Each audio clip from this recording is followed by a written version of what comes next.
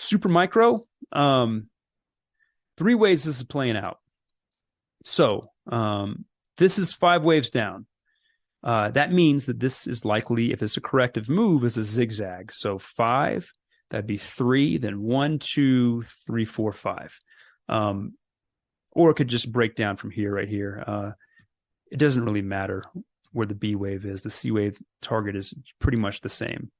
And that is this right here. That either this is a triangle, 1, 2, 3, 4, 5, and we're going to see a pretty sharp breakdown, I would say, below, what is that, 254.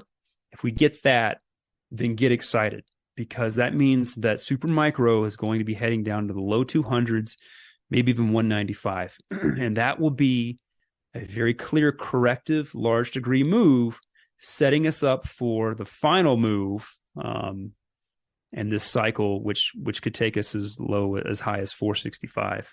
I know that sounds, there's some pretty big numbers, but that's why you would see us go heavy into super micro. I like the risk reward a lot.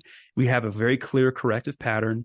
We hit our targets, and we have just a little bit below that's where it gets invalidated. So we have huge upside with a little bit of downside.